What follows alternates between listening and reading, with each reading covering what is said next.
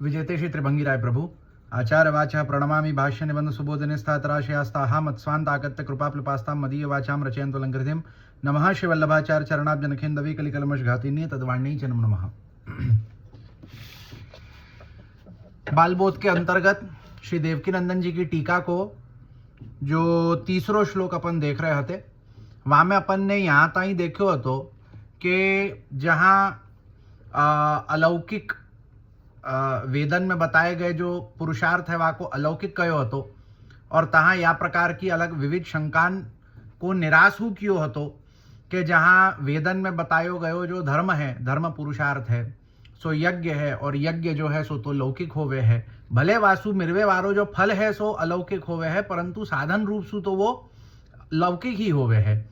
तो वाको निराश करते भय कहो हतो कि नहीं, वेदन में ही वर्णित किया गयो है कि वेदन में बताए गए जो यज्ञ हैं सो यज्ञ जो है सो ही अपने को वेद माने यज्ञ भी भगवत स्वरूप है, यासु वाको साधन हु अलौकिक होवे है। वाके बाद में अर्थ विषय में अपन ने देखो हतो कि जहाँ अपन अर्थ में देखें तो काई की अलौकिक अर्थ पुरुषार्थ अलौकिक कैसे होए कि श्री आचार्य चरणन को या प्रकार को मत है कि अर्थ जो है वो धर्म में साधक होए है।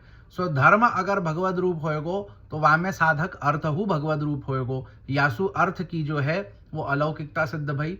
वाके बाद काम की अलौकिकता अपन ने देखी हती कि जहाँ काम जो है वो दृष्टांत के द्वारा अथवा तो अनुभव के द्वारा वैराग्य जनित होवे है, वैराग्य को जनित करवे वारो होवे है। तो काई की वैराग्य जनित जो काम होएगो माने जो काम वैराग्य को जनित करेगो, ऐसो काम जो है वो मोक्ष पुरुषार्थ के ताई जो है वो उपयोगी होए, यासु तहाँ जो है वो काम पुरुषार्थ की अलौकिकता अपन ने देखी हती। अब आगे कहें, ननु यथा धर्म साधनत्वेन अर्थस्य मोक्ष साधनत्वेन च कामस्य पुरुषार्थता तथा आत्मसुख साधनत्वेन धर्मस्य तथात्वं च स्वतः।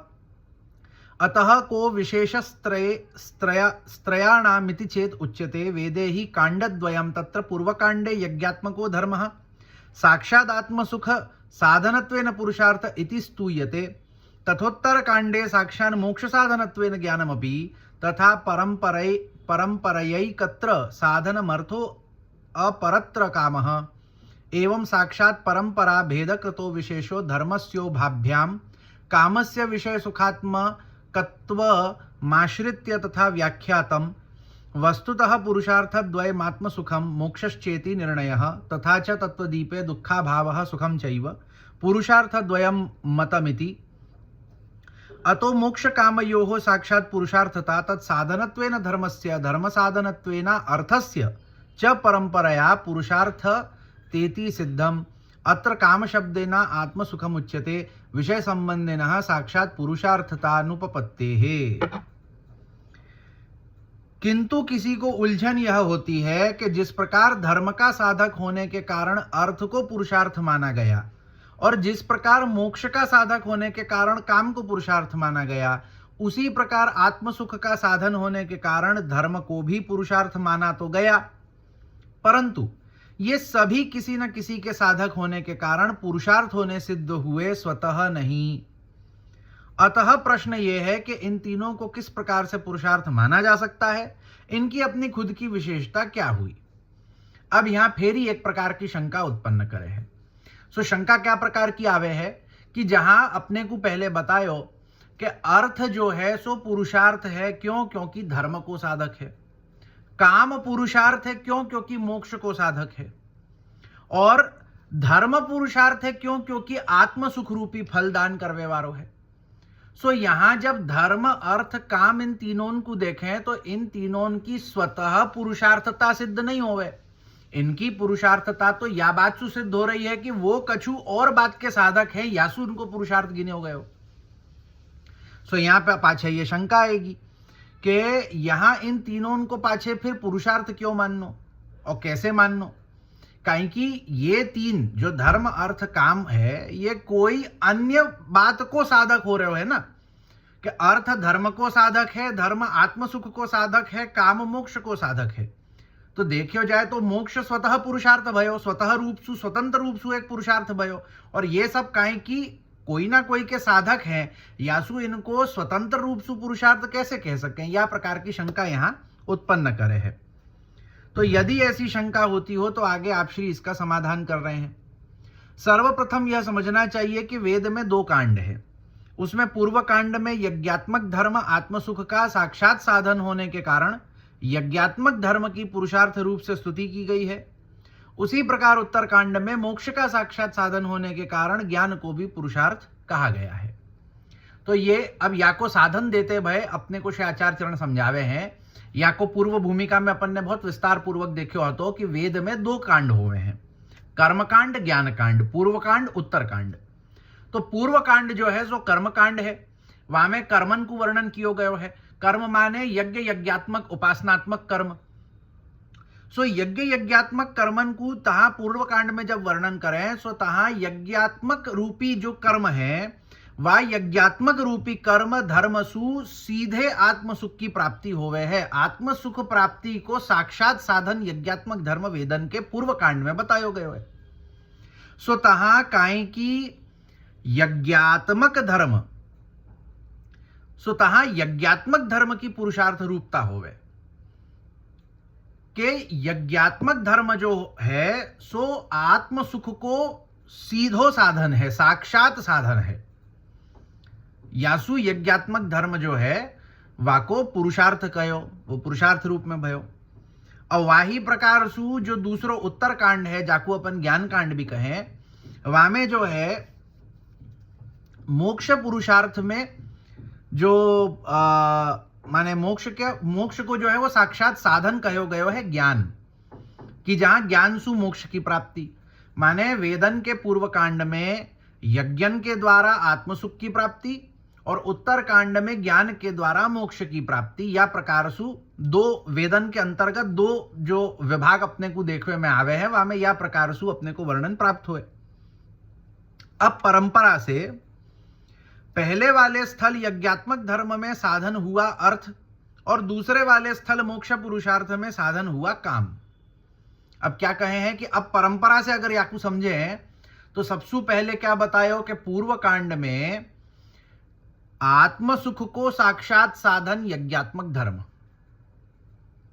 पाछे वा धर्म को साधक अर्थ, काहे कि यज्ञ रूपी धर्म करनो हो तो अर्थ की आवश्यकता पड़े, सो तहा अर्थ पुरुषार्थ भयो। और वाके बाद जो दूसरों वालों जो उत्तर कांड को प्रकार है कि जहां ज्ञान धर्मसु माने ज्ञान सु जो है वो मोक्ष की प्राप्ति।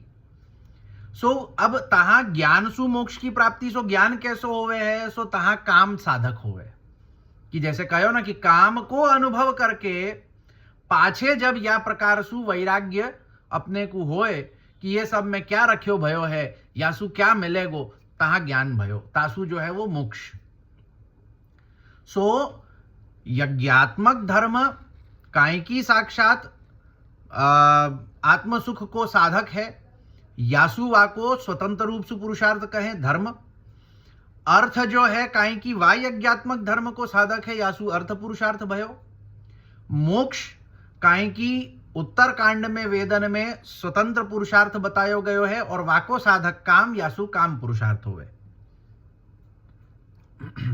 जैसा कि ऊपर कहा गया कि चूंकि काम वैराग्य जनक होता है और संसार की व्यर्थता का ज्ञान हो जाने पर और वैराग्य ज्ञान उत्पन्न हो जाने पर ही मोक्ष का मार्ग खुलता है, अतः इस दृष्टिकोण से यहां काम को मोक्ष पुरुषार्थ का साधन कहा गया। क्या कहे हैं कि यह अपन पहले देख चुके हैं कि काम जो होवे है सो वैराग्य जनक होवे है, वो वैराग्य को जनन करे है अपने में और संसार की व्यर्थता को ज्ञान करावे है कि जो संसार है सो व्यर्थ है, वहां में प्राप्त करवे लायक ऐसो कछु नहीं है। सो या प्रकार सु काम के द्वारा वैराग्य जनित होवे है, वाके संग संग संसार की व्यर्थता को ज्ञान होवे है और या प्रकार के ही वैराग्य ज्ञान की उत्पन्नतासु अपन जो है वो मोक्ष मार्ग में प्रवृत्त होवे हैं। तो यासु काम जो है सो मोक्ष को साधक भयो। इस प्रकार अर्थ और काम चूंकि परंपरा से पुरुषार्थ होने सिद्ध होते हैं और धर्म साक्षात पुरुषार्थ होना सिद्ध होता है, अतः इन दोनों के स्वरूप से धर्म पुरुषार्थ का स्वरूप अलग है। कि अर्थ और काम ये जो दो प्रकार के पुरुषार्थ हैं सो परंपरा सु पुरुषार्थ हो गए हैं, परंतु धर्म और मोक्ष ये साक्षात पुरुषार्थ हो गए हैं, ये स्वरूप सु पुरुषार्थ हो गए हैं। कि जहां वेदन में सीधो सीधो जो है वो धर्म और मोक्ष इनको पुरुषार्थ रूप में बताया गया है, और अर्थ और काम काई की धर्म और मोक्ष में साधक हो गए हैं, यासु परंपरा सु अर्थ और काम जो है ये पुरुषार्थ कहलावे हैं। तो यासु जब हम धर्म अर्थ काम को देखें तो वहां में अर्थ और काम एक अलग प्रकार के पुरुषार्थ को स्वरूप होए और धर्म एक अलग प्रकार के पुरुषार्थ को स्वरूप होए। तो धर्म रूपी पुरुषार्थ को स्वरूप अलग है, अर्थ काम रूपी पुरुषार्थ को स्वरूप अलग है। धर्म साक्षात पुरुषार्थ होवे है, अर्थ काम जो है सो परंपरा सु पुरुषार्थ होवे है, काहे कि वो अन्य पुरुषार्थ के साधक होवे हैं। हमने ऊपर जो काम को वैराग्य जनक बताया वह व्याख्या हमने विषय सुख वाले काम के अर्थ में की है, जबकि इस ग्रंथ में काम शब्द का अर्थ आत्म सुख है। सो यहाँ काम को जो वैराग्य जनित बतायो है सो काम को वैराग्य जनक बताए हुए को अर्थ कहा कि तहां काम माने जो विषय सुख की कामना, के सांसारिक विषय सुख की जो कामना है सो वैराग्य जनक होवे है, कि वाको भोगवे पे जो है वो वैराग्य प्रकट होवे है। कि कोई को जो है, जैसे मैंने कल उदाहरण दियो तो वहां में दृष्टांत दियो तो कि अगर कोई को जो है वो गुलाब जामुन अधिक प्रिय होए, अब वाकी कामना होए वाके गुलाब जामुन के विषय सुख भोग करवे की, अब वाको बहुत अधिक अगर खिला दियो जाएगो तो क्या होएगो कि वाही गुलाब जामुन जो वाको प्रिय हतो वासु वाको वैराग्य हो जाएगो, कि अब जो है मुको तो याको देखनो भी नहीं है, या कि अगर महक भी अगर नाक में चले जाए तो वाको हीक आवे लग जाएगी कि अरे भाई मुको तो जो है वो वपन हो जाएगो।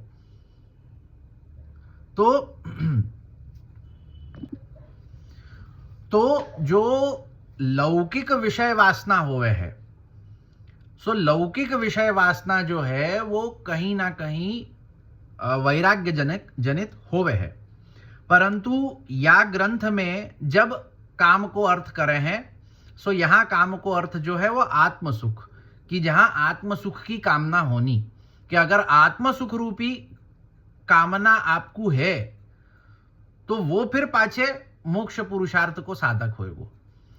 काहे कि अगर मोको आत्म सुख की कामना होएगी तब वाही समय मतलब वाही के बाद तो मैं ये विचार करूंगा को मोको मोक्ष मार्ग पे चलना है, काहे कि मोक्ष मार्ग के द्वारा ही मोको आत्म सुख की प्राप्ति होएगी। सो यह प्रकार से वस्तुतः देखा जाए तो पुरुषार्थ दो ही माने जा सकते हैं, एक आत्म सुख और दूसरा मोक्ष। यह निर्णय है कि वस्तुतः अगर देखो जाए तो दो ही प्रकार को पुरुषार्थ है, एक आत्म सुख एक मोक्ष। आत्म सुख धर्मसु होवे है, धर्म ही साक्षात आत्म सुख को स्वरूप है, यासु धर्म पुरुषार्थ भयो और मोक्ष पुरुषार्थ भयो, और वाके अलावा धर्म और काम पुरुषार्थ वाके साधक पुरुषार्थ हो गए। तो वस्तुतः दो ही पुरुषार्थ अपन देख सके, आत्म सुख और मोक्ष। यही बात तत्वदीप में आचार्य चरणों ने दुखा भाव सुखम चैव पुरुषार्थ द्वयम सर्वनिर्णय 16 इस कारिका द्वारा कही है। तो यही बात को तत्वदीप निबंध में सर्वनिर्णय के अंतर्गत आचार्य चरण आज्ञा करे हैं कि दुख को अभाव होनो और सुख की प्राप्ति होनी, यही दो प्रकार को पुरुषार्थ है। दुख को अभाव होनो माने कि संसार दुख की निवृत्ति, और सुख की प्राप्ति माने आत्म सुख अथवा ब्रह्म सुख की प्राप्ति होनी, यही को पुरुषार्थ कह सके हैं। दुखाभाव होने का अर्थ है आत्म सुख एवं सुख का अर्थ है मोक्ष। सो दुखाभाव को अर्थ कहा है, दुखाभाव को अर्थ है सुख होनो, माने कि भाई सांसारिक दुख को अभाव होनो, और सुख को अर्थ है मोक्ष, माने ब्रह्म ज्ञान ब्रह्म लाभ जाकू अपन कह सके। जैसे मैंने यासु पहले कहो तो कि अपने को अवांतर फल के अंतर्गत जब अपन तनुवित्त जा सेवा करें तो अवांतर फल के अंतर्गत श्री आचार्य चरण अपने को सिद्धांत मुक्तावली में आज्ञा करें कि ततः संसार दुखस्य निवृत्तिर ब्रह्म बोधनम, कि जब अपन तनुवित्त जा सेवा करें ना तो अपने को वेदन में बतायो गयो जो मुख्य पुरुषार्थ रूपी फल है ना, सो अपने को तो तनुवित्त जा सेवा के अवांतर फल में मिले। अवांतर फल माने कि जो फ्री में अपने को साथ में मिले, कहीं की तनुवित्त जा सेवा को मुख्य फल तो मानसी है।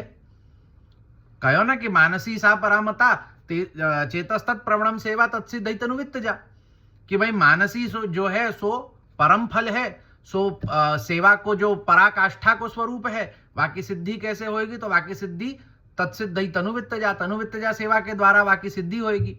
और वाके बाद में वाको अवांतर फल कहो है कि ततः संसार दुख से निवृत्तिर ब्रह्म बोधनम। जो संसार दुख की निवृत्ति है वाही को दुखाभाव कहें, वाही को आत्म सुख कहें कि अपने स्वरूप को जान लेनो। और वाके बाद में निवृत्तिर ब्रह्म बोधनम, तो जो मोक्ष की प्राप्ति है माने क्या? ब्रह्म को बोधन हो जानो, ब्रह्म लाभ हो जानो, ब्रह्म को ज्ञान हो जानो, या प्रकार सु। तो वेदन में बतायो गयो जो धर्म पुरुषार्थ मोक्ष पुरुषार्थ है, सो अपन को तो भगवत सेवा के अवांतर फल के रूप में वो प्राप्त हो जावे, अपने को अकेले कछु साधन नहीं करना पड़े। यही सु पहले बताया तो ना कि भक्ति मार्गीय जो पुरुषार्थ होवे है सो ही सबसो उत्तम और वस्तुतः पुरुषार्थ होवे है। काहे कि भक्ति मार्गीय पुरुषार्थ के अंतर्गत तो ये सब वेदोक्त इत्यादि पुरुषार्थ तो अपने को अवांतर फल के रूप में फ्री में मिल जावे, वाके लिए कछु साधन नहीं करना पड़े। तो अतः मोक्ष और काम साक्षात पुरुषार्थ है एवं आत्मसुख का साधन होने के नाते धर्म की पुरुषार्थता है, एवं धर्म का साधक होने के नाते अर्थ की परंपरा रूप से पुरुषार्थता है, यह सिद्ध होता है। तो अब ग्रंथ के अनुसार अगर अपन देखें तो ग्रंथ के अनुसार काम पुरुषार्थ को अर्थ यहां विषय वासनाएं वालों काम नहीं भयो, लौकिक विषय काम वालों काम नहीं भयो। यहां जो है, यहां ग्रंथ के अनुसार अब काम को अर्थ कहा भयो आत्मसुख, कि आत्मसुख की कामना होनी सो काम।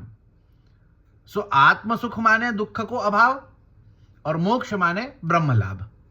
तो साक्षात पुरुषार्थ दो भय, काम और मोक्ष। जैसे अपन ने पहले सबसे पहले अपन ने टीकाकार की एक दृष्टि देखी।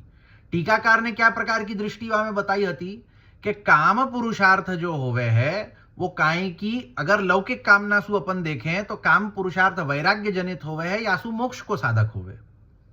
अब यहां अपन श्री महाप्रभु जी की दृष्टिकोण सु जब समझे एक दूसरे प्रकार सो वो कहा कि भाई काम पुरुषार्थ है सो विषय वासना वैराग्य जनित काम नहीं, वैराग्य जनक काम नहीं, परंतु कैसो काम? जो आत्मसुख। सो आत्मसुख रूपी काम सो तो सीधो सीधो साक्षात पुरुषार्थ हो गयो, और मोक्ष जो कि ब्रह्म लाभ सो जो है वो साक्षात पुरुषार्थ भयो। तो याको साधक कहा है? सो याको साधक जो है अपन देख सकें कि धर्म है, कहीं कि धर्म सु आत्मसुख होवे, सो काम साक्षात पुरुषार्थ भयो, वाको साधक भयो धर्म पुरुषार्थ, और पाछे धर्म पुरुषार्थ को साधक भयो काम अर्थ पुरुषार्थ। अर्थ सु धर्म होएगो, धर्म सु काम होएगो, काम सु मोक्ष होएगो, या प्रकार सु कि अगर अपन अर्थ को उपयोग करें यज्ञ रूपी धर्म में, वा धर्म सु जो है अपने को आत्मसुख रूपी काम की प्राप्ति होवे, और वाही सु फिर आगे जो है अपने को मोक्ष की प्राप्ति ब्रह्म लाभ की प्राप्ति आगे होवे, या प्रकार सु अपन जो है वो पुरुषार्थन की परंपरा को समझ सके। श्री देवकी नंदन जी ने समाधान यह किया है कि धर्मादि चार पुरुषार्थ भले ही साक्षात रूप से पुरुषार्थ होने सिद्ध होते हों या परंपरा से, दोनों ही परिस्थितियों में वे पुरुषार्थ कहे जा सकेंगे। कि अलौकिक चतुर्विध पुरुषार्थन को साक्षात रूप सु चाहे तो साक्षात रूप सु पुरुषार्थ माने अथवा परंपरा रूप सु पुरुषार्थ माने, दोनों ही प्रकार से उनकी पुरुषार्थता की सिद्धि हो जावे है। कि जहां अगर हम धर्म मोक्ष इन दोनों को साक्षात मान करके अर्थ और काम को परंपरा सु माने, अथवा जो है अपन अर्थ और काम और मोक्ष को साक्षात मान करके धर्म और अर्थ को परंपरा सु माने, कोई भी प्रकार सु जो वैदिक अलौकिक जो चतुर्विध पुरुषार्थ है उनकी पुरुषार्थता सिद्ध होवे है। इस ग्रंथ में काम पुरुषार्थ का अर्थ है आत्मसुख, क्योंकि विषय संबंधी काम को पुरुषार्थ नहीं माना जा सकता। सो यहां अपन सीधो सीधो जो काम पुरुषार्थ को अर्थ लेंगे आत्मसुख। क्यों? काहे कि जब अलौकिकता की अपन बात कर रहे हैं पुरुषार्थ के अंतर्गत, सो जो लौकिक विषय सुख की कामना वालों जो काम होवे है वाको अपन जो है वो पुरुषार्थ नहीं मान सके, काहे कि वो लौकिक है। लौकिक को क्या पुरुषार्थ मानना? जीव विचारिता नाहुर्लौकिका इति ऋषिभिः प्रोक्ता लौकिका इत्यर्थः जीव बुद्धि विषयत्वात् ननु तेपि वेदार्थविदः कथमीश्वर विचारादन्यथा कथयन्ति। किंच तदुक्तस्यापि वेद एव मूलं भवति अन्यथा अप्रामाणिकत्व प्रसंगादित्याशंक्या आहुस्तथैवेश्वर शिक्षयेति। यथा ते कथयन्ति तथैवेश्वरस्य नियामकस्य प्रेरण लक्षणा शिक्षा तया तथेत्यर्थः। एवकारेण प्रकारांतरेण प्रेरणं कथनं वा व्यावर्त्यते। शिक्षा प्रयोजनं तु त्वं च रुद्र महाबाहो मोहशास्त्राणि कारयेत्यत्र निरूपितं। वस्तुतो वेद तात्पर्य परिचयो ज्ञानवतामपि दुर्लभः। तेने ब्रह्म हृदय आदि कवये मुह्यन्ति यत् सूर्य इति वचनात् अतस्तेषामनीश्वर विचारितत्वादनंगीकारः सूचितः। अब यहां ताई तो चर्चा भई ईश्वर विचारित पुरुषार्थन की। अब जीव द्वारा विचारित पुरुषार्थों को आप श्री लौकिकाहा इत्यादि शब्दों से कह रहे हैं। अब जो दूसरों जीव विचारित पुरुषार्थ है बाकी अपन थोड़ी चर्चा करें। ऋषियों द्वारा विचार किए गए पुरुषार्थों को आप श्री लौकिकाहा कह रहे हैं क्योंकि उनका जीव बुद्धि से विचार किया गया है कि ऋषि लोगन ने जिन पुरुषार्थन को विचार कियो वाको जीव विचारित पुरुषार्थ आप श्री कहे हैं। काहे कि ऋषि ने वाको विचार जीव बुद्धि सु कियो है, ईश्वर बुद्धि सु नहीं। भाई ईश्वर कछु विचार करे सो ईश्वर विचारित होए को। और ऋषि जो है भले सिद्ध होवे हैं परंतु ईश्वर तो नहीं होवे ना। यासु ईश्वर विचारित अपन वाकु नहीं कह सके, वो जीव विचारित ही होएगो। किंतु यहां एक शंका यह होती है कि ऋषि भी तो अंततो गत्वा वेदार्थ का ज्ञान रखते हैं, फिर वे ईश्वर विचार से भिन्नतया पुरुषार्थों को क्यों कहेंगे। अब यहां एक शंका होवे है कि जो ऋषि होवे हैं इन सबन को तो वेदोक्त तो ज्ञान होवे ही है। अरे वेदोक्त ज्ञान है तबहु तो वाको अपन ऋषि कहें। भाई अपने जैसे कोई अज्ञानी वेदन को ज्ञान न रखवे वारे जो अपने जैसे अज्ञानी अपने को कोई ऋषि कहेगो का नहीं। तो ऋषि कौन को कहे जो वा प्रकार के ज्ञान सुयुक्त है।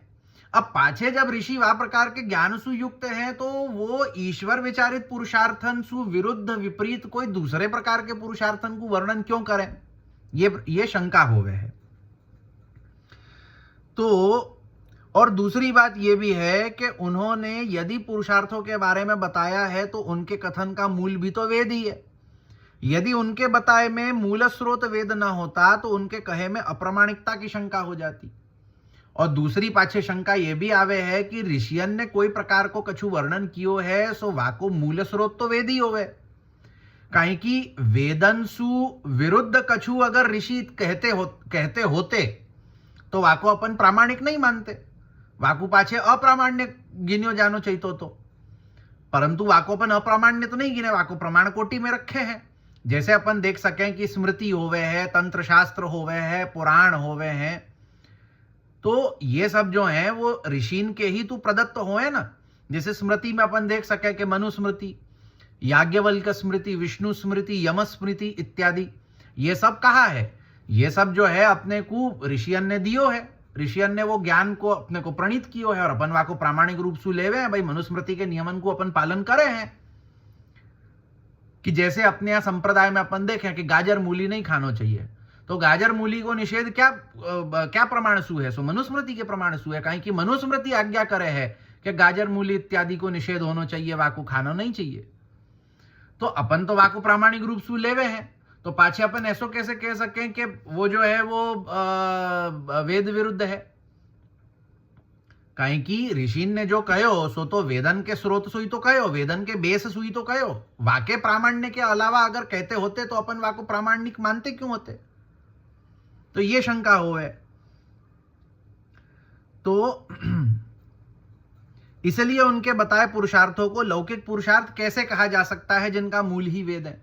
सो ऋषिन के बताए गए जो पुरुषार्थ है वाको अपन लौकिक क्यों कहें।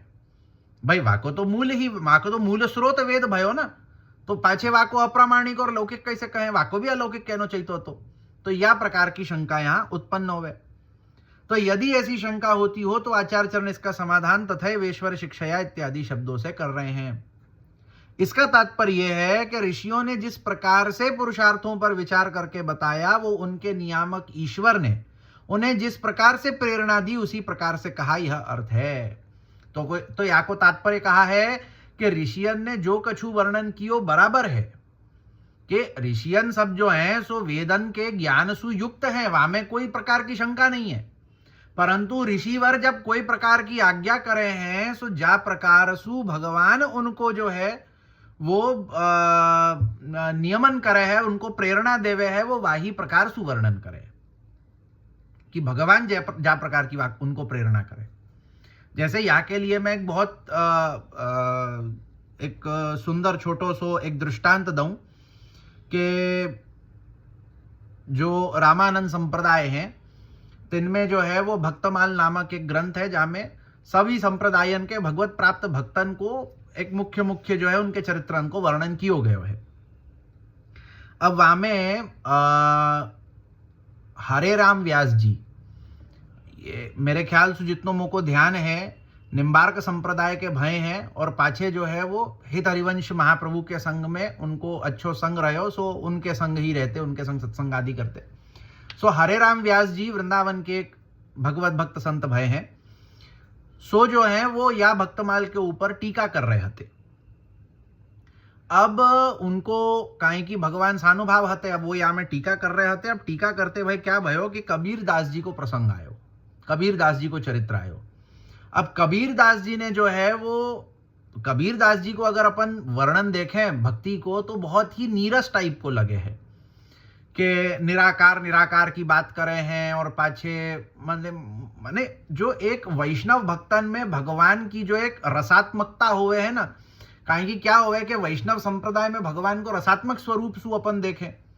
अब वह रसात्मकता में जब भगवान को एक नीरस रूप, एक निराकार नीरस रूप जामे वह रसात्मकता अपने को झलके नहीं है, वो जब अपन देखें तो अपने थोड़ा मन बिगड़े है, थोड़ा भक्तन को थोड़ा मन, वैष्णवन को थोड़ा मन जो है खराब होए। सो हरे राम व्यास जी को यही भयो कि जब कबीर दास जी के चरित्र को देखो तो उनके मन में यह प्रकार को भाव आयो कि भगवान इतने रसात्मक हैं और कबीर दास जी क्या प्रकार से वर्णन करे, और कबीर दास जी भगवान की रसात्मकता को वह प्रकार से जाने नहीं है, समझे नहीं है। तो जैसे ये विचार आयो तो क्या भयो कि भगवान की जो सानुभावता उनको होती हती सो भगवान की सानुभावता बंद है गई। अब उनको विचार आयो कि ऐसो कहा भयो कि भगवान ने सानुभावता जनानी बंद कर दी। तो उनने जो है वो जाकर के अपने माने बड़े इंसु जो है वो जाकर के पूछी, तो बड़े ने कही कि कोई प्रकार को भक्त अथवा भगवत अपराध बने हुए को जा कारण सु जो है वो या प्रकार सु भगवान ने सानुभावता जनानी बंद कर दी। तो उनने पाछे जाकर के जो है वो यमुना जी के तीर ऊपर उनने विचार किया और उनको ये ख्याल आयो कि हाँ कबीर दास जी के विषय में या प्रकार को जो है वो ऐसो विचार भयो सो भक्त अपराध भयो। सो कबीर दास जी ने कहा यमुना जी में सुई प्रकट होकर के उनको दर्शन दिए और पाछे उनको कहे कि देखो भगवान की रसात्मकता को मैं नहीं जानूं ऐसी बात नहीं है, मैं जानूं, परंतु भगवान ने मुझको ऐसी आज्ञा करी हती कि मेरी रसात्मकता को छुपा करके केवल मेरे नीरसता के स्वरूप को प्रतिपादन करो। तो यासु मैंने वह प्रकार को प्रतिपादन कियो। तो वही बात यहां कहें कि ऋषिन को जो है सो भगवान को वेदन को ज्ञान नहीं है, ऐसो नहीं है, उनको ज्ञान सब कछु है, परंतु भगवान उनको वह प्रकार से प्रेरित करें कि तुम केवल जो है वो यह प्रकार की ही बात को प्रतिपादन करो, बाकी को नहीं करो, वो प्रकार से। तो वही बात यहां कहे हैं कि जा प्रकार से भगवान प्रेरणा देवे हैं वही प्रकार से प्रकट करे हैं। तथैवेश्वर शिक्षया में प्रयुक्त एव शब्द से यह ज्ञात होता है कि ईश्वर ने उन्हें जिस प्रकार से प्रेरणा दी उन्होंने उसी प्रकार से कहा कि भगवान जा प्रकार से प्रेरणा देवे हैं वही प्रकार से वो कहे हैं। वो जाने नहीं है ऐसी बात नहीं है, उनको सब कुछ खबर है, परंतु वो कहे नहीं है। क्यों? क्योंकि भगवान ने उनको ना पाड़ रखी है कि क्यों कहनो, मत कहो, या बात को चुप रखो। जैसे अपन भागवत में हूं देख सके बुद्धावतार, ऋषभ देवावतार, अरे ऋषभ देव जी, बुद्धावतार, ये सब भगवान के ही अवतार हैं। अपन जब अपने यहाँ संप्रदाय में चारों ही जयंती में जब अपन संध्या आरती में जो इनको जयदेव जी को जो पद अपन गावे हैं, प्रलय प्रयोधि जले धृत वानसी वेदम, वहां में अपन देख सके हैं कि बुद्धावतार को वर्णन कियो गयो कि नहीं कियो गयो। ठाकुर जी सन्मुख अपन गावे हैं। भागवत में अपन देख सके हैं बुद्धावतार को वर्णन है, अग्नि पुराण में है, महाभारत में है, मध्वाचार्य जी ने महाभारत तात्पर्य निर्णय में उनको वर्णन कियो है। वाकई इतर माने कितने ग्रंथन में अपने को जो है वो बुद्धावतार को वर्णन प्राप्त हो जाएगा। तो भगवान को अवतार है, परंतु फिर ही अपन उनको नहीं माने। क्यों? क्योंकि वो भगवान को अवतार या लिए भयो है कि जीवन को जो है वो वेदनसु विरोधी बना करके उनको वेदनसु विमुख कर देनो। ऋषभ देव जी को अवतार, जो जैन लोगन के जो मूल तीर्थंकार, जिनको आदि देव आदिनाथ कहें जैनी लोग, जो इनको प्रथम तीर्थंकार ऋषभ देव जी, भगवान के 24 अवतार के अंतर्गत जो है वो भागवत में उनको वर्णन आवे है ऋषभ देव जी को अवतार। परंतु तहां कहो है कि ऋषभ देव जी को मानवे वाले जो है सो वेद विरोधी होंगे। तो ऋषभ देव जी भगवान के अवतार हैं, परंतु वेदनसु विमुख करवे के ताई उनको जो है वो अवतार भयो है। याही सु अपन उनको जो है वो पूजे नहीं है, उनको अपन भजे नहीं है। तो वेदन को इतनो महात्म्य अपने यहाँ है कि वेदन सु विरुद्ध अगर भगवान भी है जाए ना तो अपन भगवान को माननो छोड़ दें कि बुद्धावतार भगवान है, ऋषभ देव भगवान है, परंतु काहे कि वेद विरुद्ध आज्ञा करे हैं यासु अपन उनको भी नहीं माने। वेदन को इतनो महात्म्य हो अपने सनातन धर्म के अंतर्गत। सो ईश्वर जा प्रकार सु प्रेरणा करे वा प्रकार सु ऋषि आज्ञा करे। या को अर्थ ये नहीं है कि ऋषि इनको वेदन को ज्ञान नहीं है अथवा ऋषि जो है वो अप्रामाणिक भाई। तो अन्य किसी प्रकार से या अन्य किसी की प्रेरणा से नहीं। अब ईश्वर ने उन्हें लौकिक प्रकार से पुरुषार्थों का वर्णन करने की प्रेरणा क्यों दी? तो अब प्रश्न आवे है कि ईश्वर क्यों उनको कहे हैं कि लौकिक प्रकार से पुरुषार्थन को वर्णन करो, लौकिक पुरुषार्थन को जो है वो प्रतिपादन करो, ऐसा क्यों आज्ञा करें? तो इसका कारण, हे रुद्र मोह शास्त्र बनाइए ताकि लोग भ्रमित हो जाएं। पद्म पुराण उत्तरखंड 6:71-106 इस वाक्य में निरूपित किया गया है। सो पद्म पुराण में वर्णित किया गया है कि जहां भगवान ने शिव जी को आज्ञा करी हती कि या प्रकार के मोहक शास्त्रन को आप बनाओ कि जाको पालन करके जीव जो है वो मोको प्राप्त करवाए वाले मुख्य मार्ग सु भटक जावे और पाछे संसार को चक्र में पड़ जावे। संसार के चक्र में पड़ेगो तो संसार चलते रहेगो। काहे कि अगर हर कोई जो है वो भगवान को प्राप्त करके अगर मोक्ष प्राप्त कर लेगो तो पाछे ये संसार कैसे चलेगो? तो भगवान ने या संसार को प्रकट कियो है अपनी लीला करवे के ताई और पाछे सबके सब मोक्ष प्राप्त कर लेंगे तो भगवान की तो सृष्टि को काम बंद हो जाएगा। तो भगवान की सृष्टि काहे की जा प्रकार सु चलनी चाहिए वा प्रकार सु चलती रहे।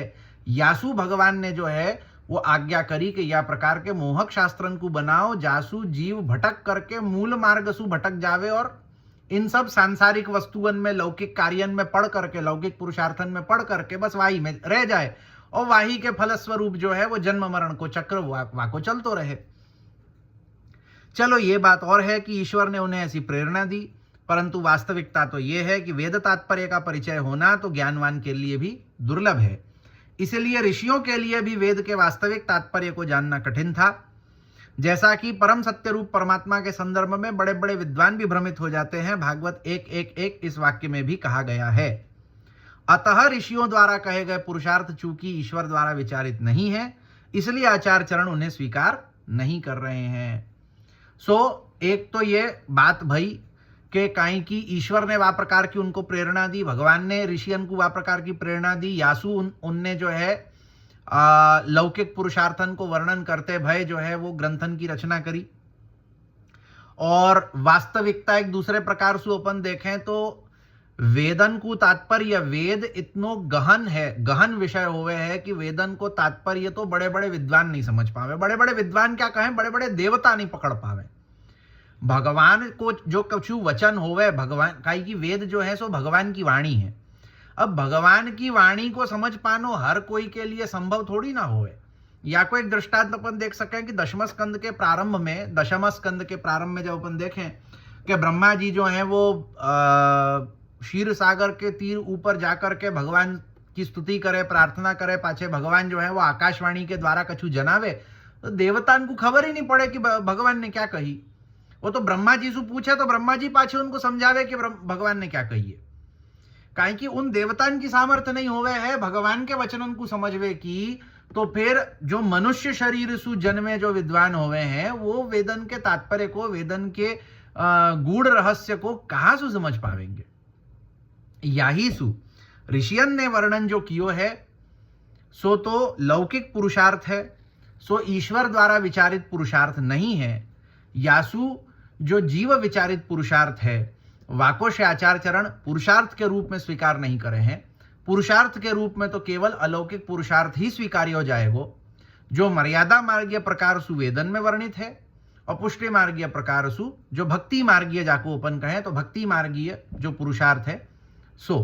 तो यह प्रकार सु दो अलौकिक पुरुषार्थ होवे हैं, एक मर्यादा मार्गीय, एक भक्ति मार्गीय। अन्य जितने पुरुषार्थ होवे हैं सो केवल नाम मात्र के पुरुषार्थ होवे हैं। जो लौकिक पुरुषार्थ होवे हैं उनको पुरुषार्थ के रूप में अपन नहीं देख सके। यह प्रकार सु यहाँ अपनो तीसरो श्लोक पूरा होवे है। आगे कल देखेंगे। श्री वल्लभाधीश की जय।